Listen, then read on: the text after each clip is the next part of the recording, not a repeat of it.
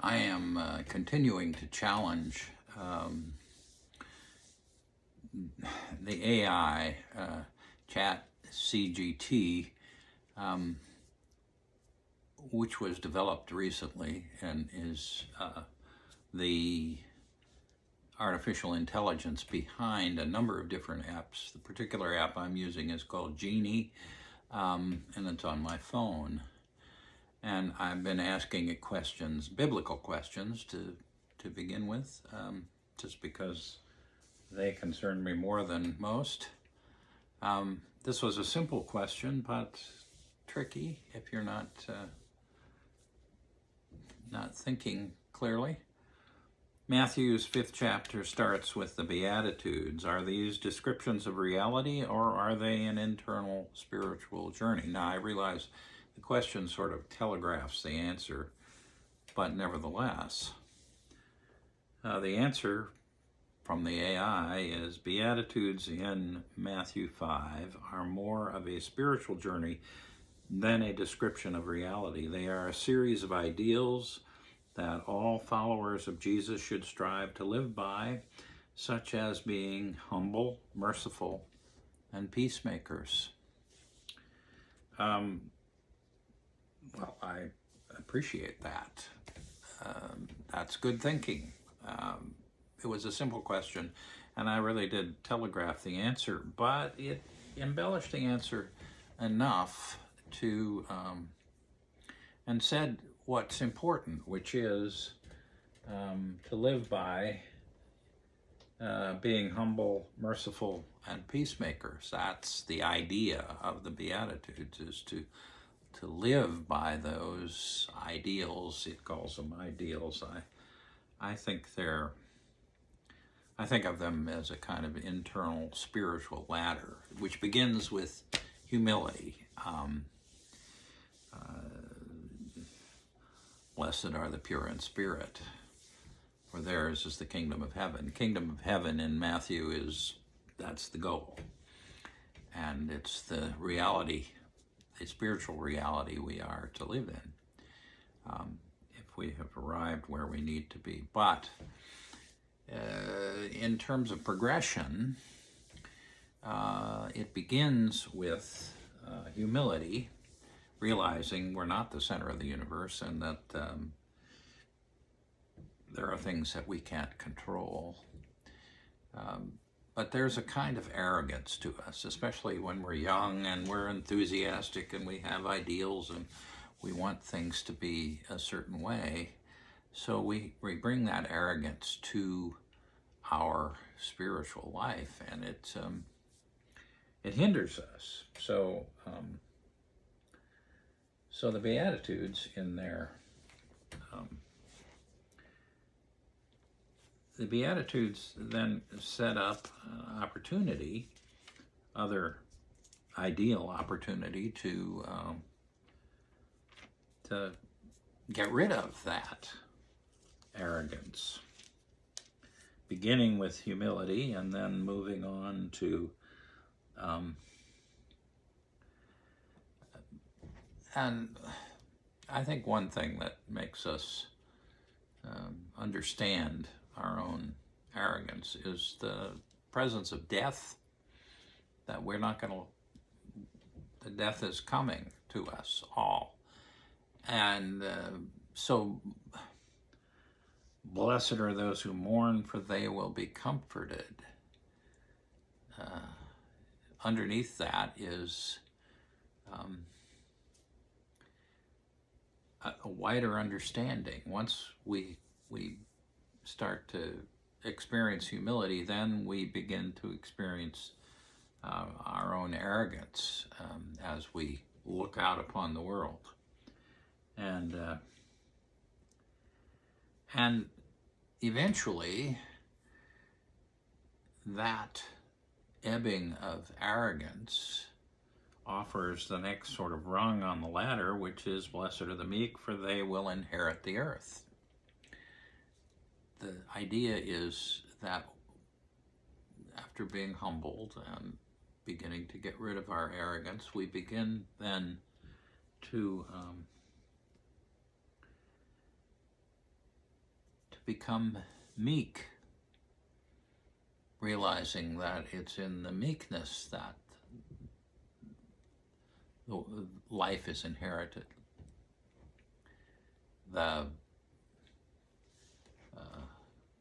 Matthew would say the kingdom of heaven is near through our meekness, through our humility, through our letting arrogance go. And then what happens is we begin to look around the world and realize it's not the way it should be, and that we have some agency, each of us, to do what is needed. And so we can say, blessed are those who hunger and thirst after righteousness, for they will be filled. That the satisfaction of life is in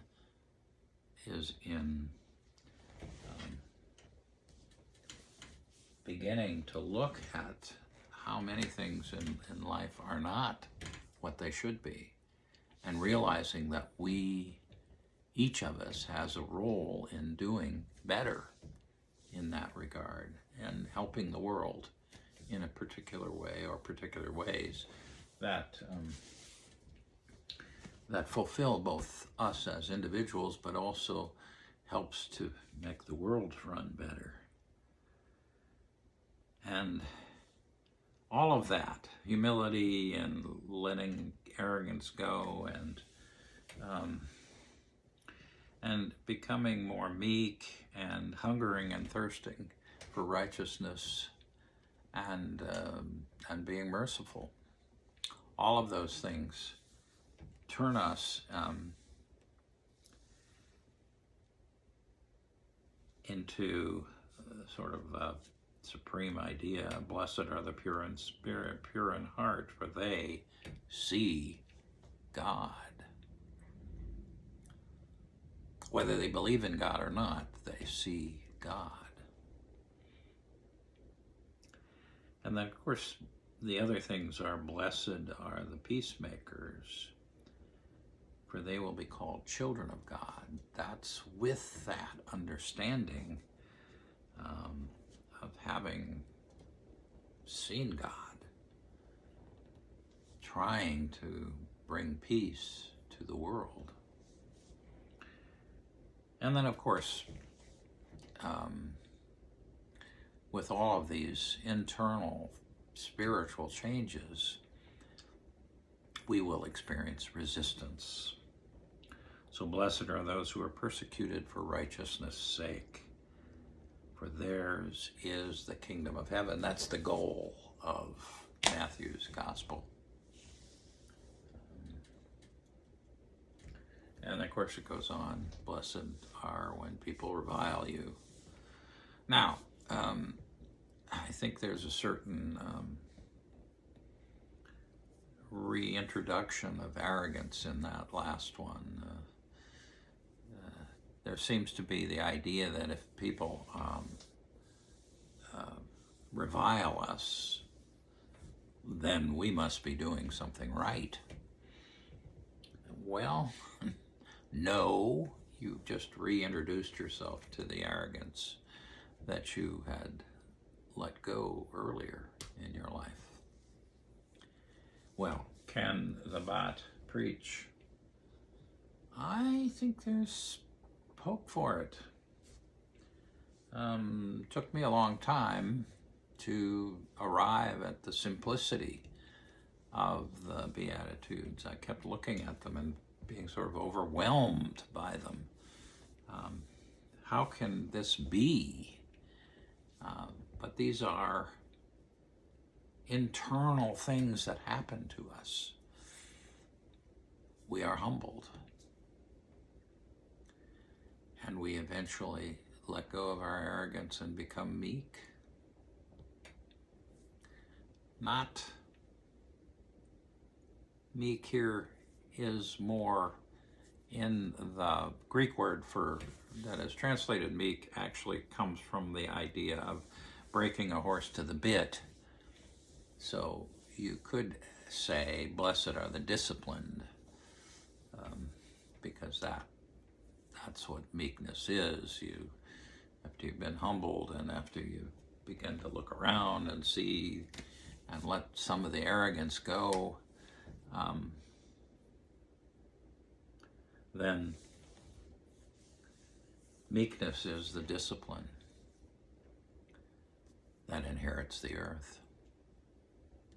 I've been reading a great book, 40 Days of Musadah. It's an old book from the 1930s by Franz Werfel.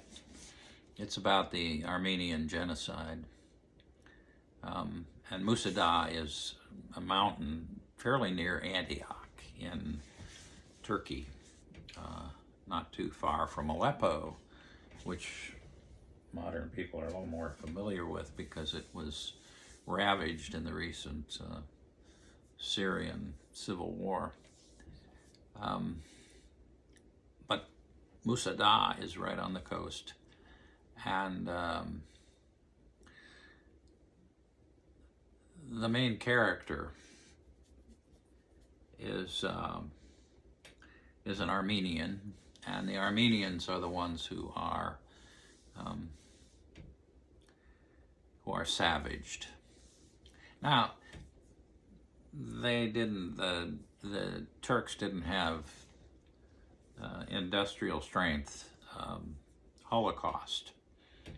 They simply, most of the Armenians lived in small villages, so it was easy to go into a village and empty it, put those people on the road, and as they were on the road and they had nothing to eat, they died.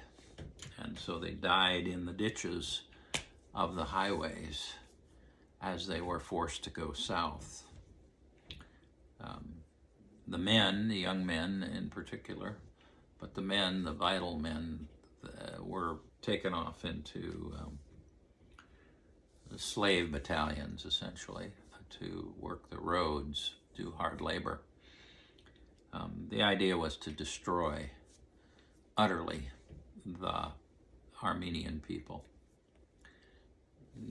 Turkey has never admitted to its genocide, but it very much happened, and probably as many as 1.5 million to 2 million Armenians died in the genocide in 1914, 15.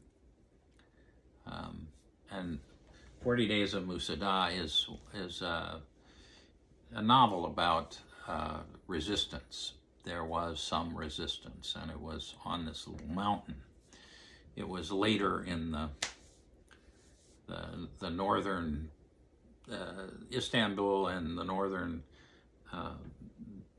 villages were emptied, and they were put into convoys to walk all the way south. And of course, the children died, and the women died, and all kinds of awful things happened to them. But it's my Lenten reading. I've read this several times. It's really well done. Werfel was a German, and he writes about a particular pastor, Lepsius, who tries to help the Armenians and tries to divert the Turkish leadership away from it. But everybody's busy in Europe. They're fighting the First World War, and so the Germany and the other nations are just not interested in what's going on in Turkey. And so the Turks take this opportunity to rid themselves of the Armenians.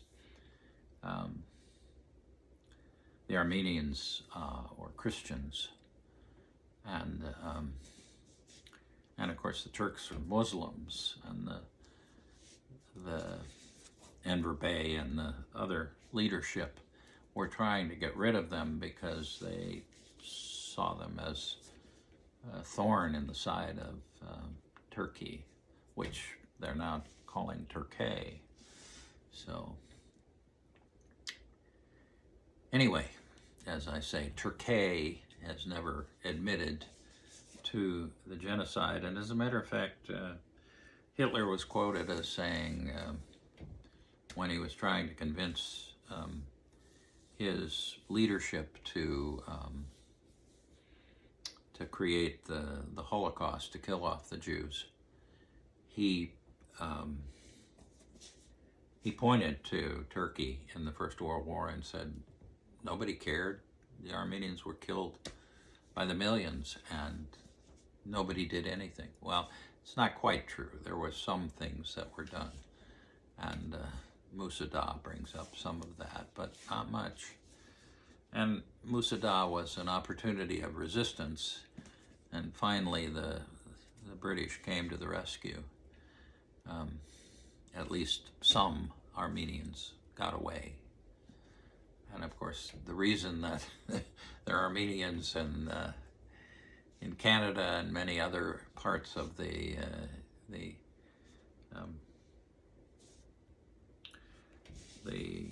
United Kingdom's empire, what was left of it now,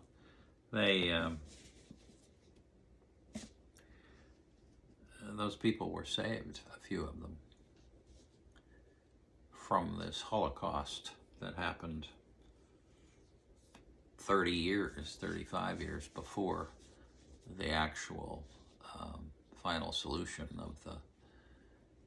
of the Nazis in World War II.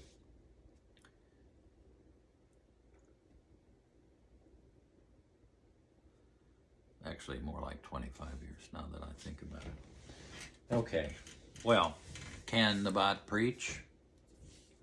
Not bad, not bad. Anyway, take care of yourselves. Have a good week.